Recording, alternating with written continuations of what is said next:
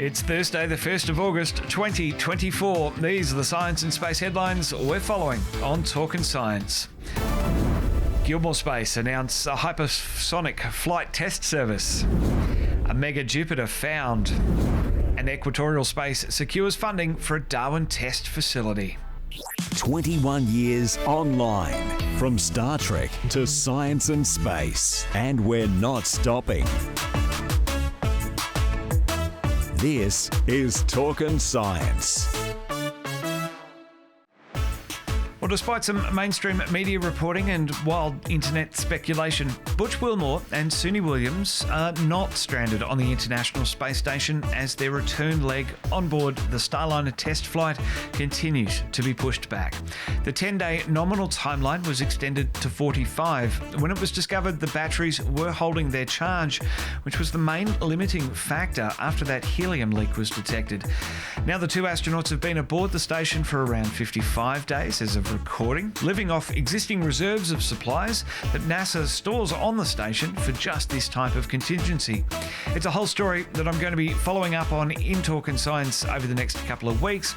But for right now, I wanted to put my piece of content out there saying they're not stuck, they're not stranded, and we'll know more soon. So let's get on to this week's news. Gilmour Space last week announced a new hypersonic flight test service will take flight from 2025, providing commercial and defence customers a platform to get from research and development in theory to real-world testing. For more, Sonia Hedgke, Gilmour's Defence Program Manager, is beaming in. Sonia, welcome. This service will take wind tunnel tests and paperwork to full-scale tests. Thanks for having me, Matt. Yeah, absolutely. While wind tunnel tests are really good for initial concepts, nothing beats having data, information, knowledge that can be gained from flight testing in real test environments. So that's what we're trying to provide. I think we've seen a real focus these days on more hypersonic vehicles, technologies, materials. So just to accelerate the development of these technologies, we believe there's a market for a hypersonic test capability. And we're super excited to be able to provide almost a turnkey rapid solution that can be used for both defense customers, commercial customers, Australian Defence or our other partners, and get all the development going. Well, the AUKUS deal has propelled a number of R&D projects in hypersonic vehicles, materials and other tech over the last couple of years. That trilateral security partnership between the US, UK and Australia, while lauded for its massive shift in our naval capabilities, seems to be providing other more tangible benefits to our sovereign space capabilities. In AUKUS Pillar 2, I think one of the emerging technologies that has been talked about is hypersonics. Currently, there's not much detail about it, but at Gilmour Space, we've always prided ourselves to being a sovereign Australian solution, and so we'll continue developing that. And obviously, this will benefit all our partners, our trilateral partners in the AUKUS space, but also any of our friendly partners. So definitely this is a capability that we require in Australia as well as our partners do in the upcoming years. When and where can we expect the first hyperflight to take off? So at this stage, we are working towards a 2025 hyperflight test. On the launch side, we're looking at several different options.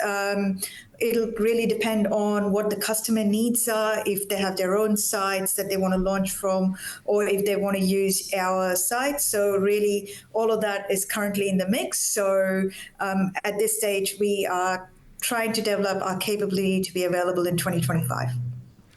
Sonia Hedgke, Gilmour Space's Defence Program Manager. Astronomers using the James Webb Space Telescope have found a 6 times larger version of Jupiter, a mere 3.6 parsecs away. The super Jupiter is orbiting an approximately 3.5 billion-year-old star that is not that far removed from our own sun. The researchers say the planet is remarkably bright and cold, with temperatures around minus 16 degrees, and is located around 15 times further away, or 15 AU, from its star than we are from ours. That star, Epsilon Indi A, is a main sequence star, an orange dwarf that burns at a slightly lower temperature than our sun, which is designated a G-type yellow dwarf. Previous analyses of this star have indicated that it may host a giant planet, but direct observations had been lacking. The James Webb Space Telescope find, reported by Elizabeth Matthews and colleagues, offers new insights into the properties of this system. Well, Singapore's rocket startup Equatorial Space has announced the closing of its latest round of funding. The $1.4 million pre-Series A round was led by Singapore's Farquhar VC and Australian-based strategic venture investor Paspalis. For more, Equatorial Space's founder and CEO Simon Gawush is beaming in. Simon, welcome. What does this funding allow you to do? Yeah, thank you so much for having me here today. We'll be delighted to share a little more. So the most important thing that we're getting out of this round of funding is, not only support from two very high quality investors, but even more importantly, strategic support from Northern Territory's government, which is also a part of a broader push in establishing a test facility over there in vicinity of Darwin. So as a company based here in Singapore, which is a city-state, we've always been it's been always a huge challenge for us to find accessible and reliable testing locations. And we are finally through with this challenge. We have a place where we can test even pretty sizable rocket engines all of a sudden. And that's really a wonderful development.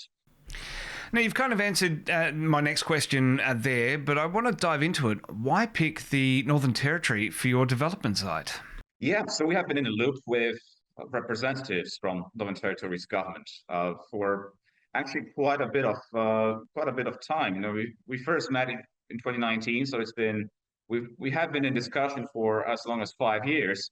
And one of the groups that we met back in 2019 was Paspalis Innovation Investment Fund. They have already expressed quite a strong interest in Singaporean tech companies, including space technology companies.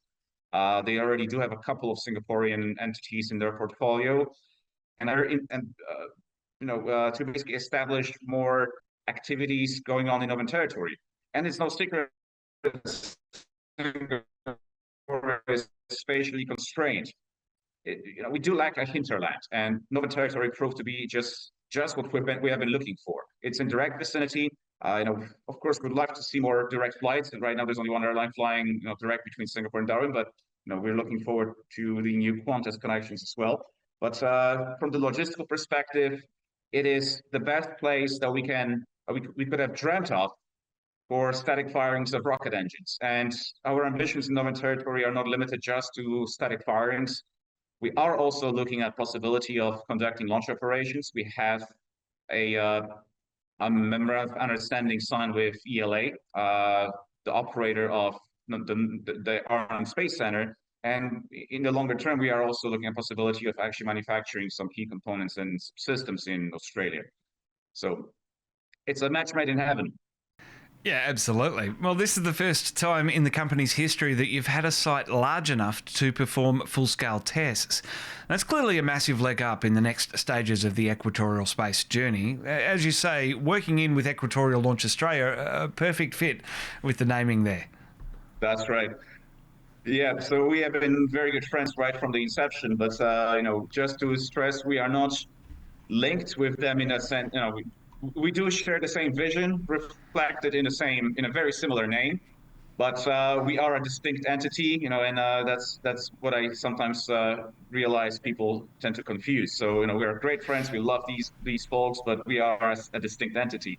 But indeed, the synergies that we can really get out of a well-aligned spaceport in the region, which is in a near equatorial location, are very much aligned with what we have been always aspiring to provide, which was a wide range of inclinations for our launch clients.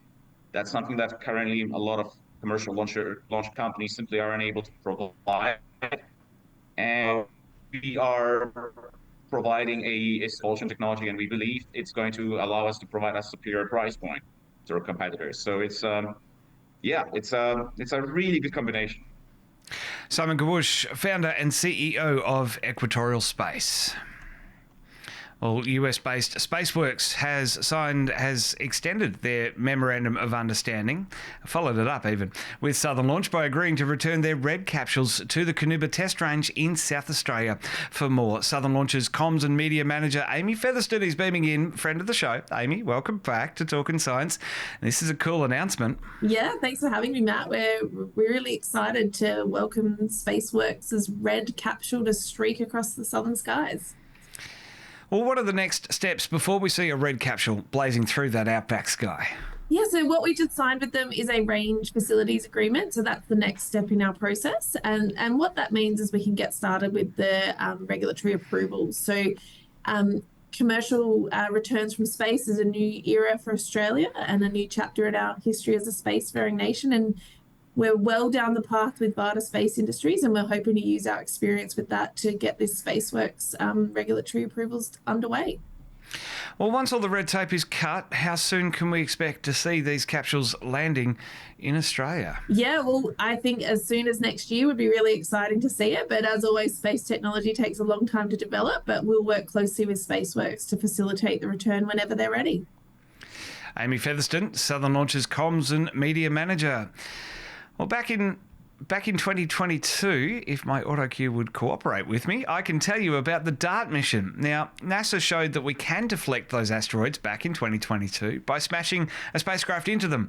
That's the DART mission to asteroid moon Dimorphos, in orbit around asteroid Didymos. It was an impressive feat, and researchers have since been poring over the data from the double asteroid redirection test. 5 new studies about the asteroid and its moon have been published. The first found that Didymos' surface is rough and covered in massive boulders and craters at high elevations, while it's much smoother and clearer lower down. The authors estimate the age of the asteroid to be 12.5 million years, while its moon is a relative spring chicken at a mere 3.3 million years old. 2 studies took a closer look at Didymos' and Dimorphos' surfaces and those boulders, finding the asteroid's soil is weaker and looser than dry sand, and the boulders found on its moon most likely came from its parent. Together, these 3 studies lend weight to the theory that Dimorphos formed from material cast off by Didymos. Then a further study of Dimorphos' boulders found they break up easily in extreme heat, and the final study found the boulders on Dimorphos similar to those seen on other asteroids. So they were probably formed in similar ways. We've already learned a lot from DART, but we'll learn even more when the European Space Agency's Hera mission takes a peek at the aftermath of NASA's asteroid smash, the authors conclude. Well, Trexo membership gets you in first releases and first details. Sign up today to get early access to the next live event planned with Trexo Media. Facebook, Instagram, X, TikTok and YouTube Shorts all have podcast highlights, especially of this show, Talking Science. So find us where you are. For now, this is Talking Science for the 1st of August 2024. I'll have that follow-up to the Starliner test flight in the coming weeks. Be on the lookout for it. For now, though, I'm Matt Miller. Thanks for watching.